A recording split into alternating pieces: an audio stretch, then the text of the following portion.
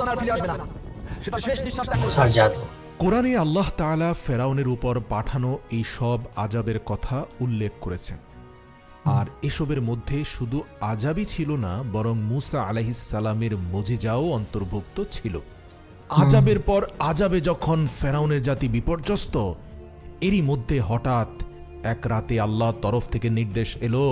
মূসা আলাইহিস সালামকে আল্লাহ বললেন, রাতের বেলায় নিজ জাতিকে নিয়ে মিশর ছেড়ে বেরিয়ে যাও।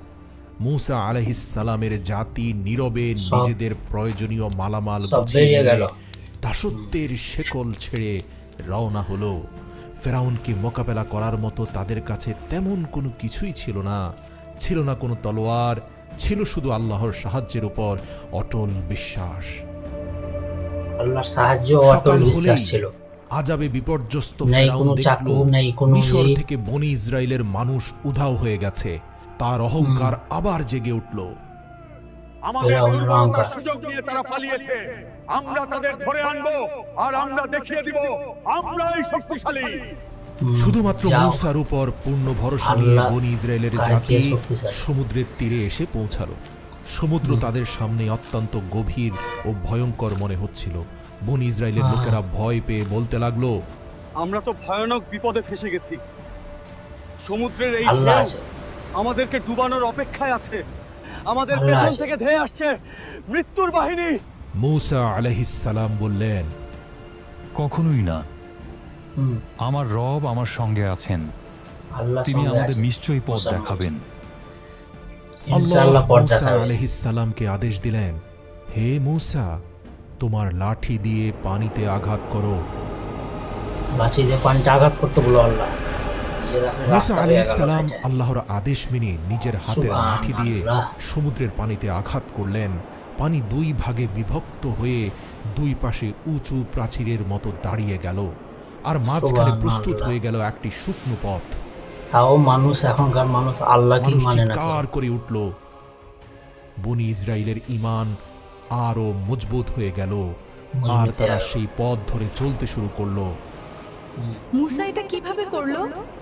এটা আল্লাহর কুদরত, তিনি চাইলে সবই করতে পারেন। ইতিমধ্যে ফেরাউন ও আল্লাহ তার চাইলে সবই করতে সেনাবাহিনী ও পারে। সমুদ্রের তীরে সেনাবাহিনী পৌঁছে দেখো যায়। কত সেনাবাহিনী এসে ফেরাউনের। সমুদ্রের মাঝখানে তৈরি যাও হওয়া ফেরাউন অলৌকিক শেষ রাস্তা হয়ে। দেখে বলল, এটাও মুসার জাদু। ভয় যাও পেও তো না, যাও, এমন রাস্তা তো আমরাও তৈরি করতে পারি। একটু করো, আমাদেরকে ডুবে যাবে তখন বুঝবে। পারবে না।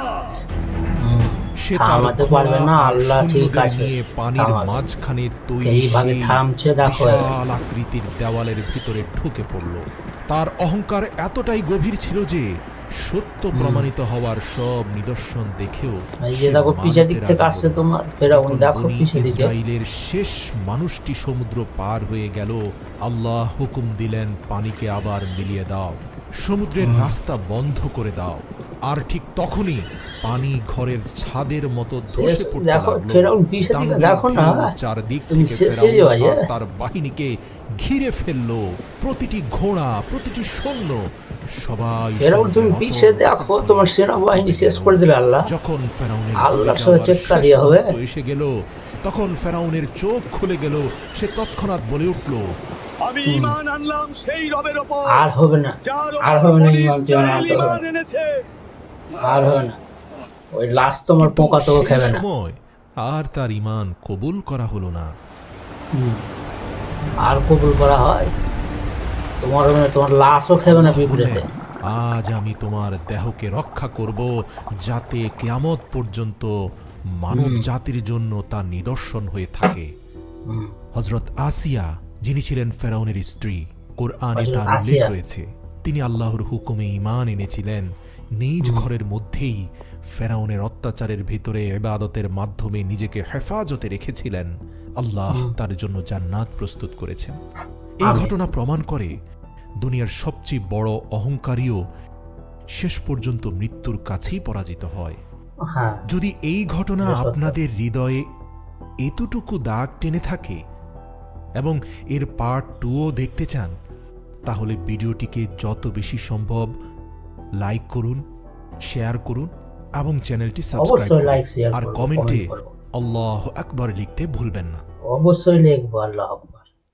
তো ভিডিও কেমন লাগলো ভাই লোক, ভিডিও যদি ভালো লাগে কিনা তো অবশ্যই লাইক কমেন্ট করবেন আর বেশি বেশি করে শেয়ার করবেন। ফেরাউনের কাহিনীটা সবাই বুঝতে পারবে। আমার তো দেখে খুব ভালো লাগলো, মনটা ভরে গেল দেখে। আর ফেরাউনটা ডুবলো কি করে দেখতেই পেয়েছেন।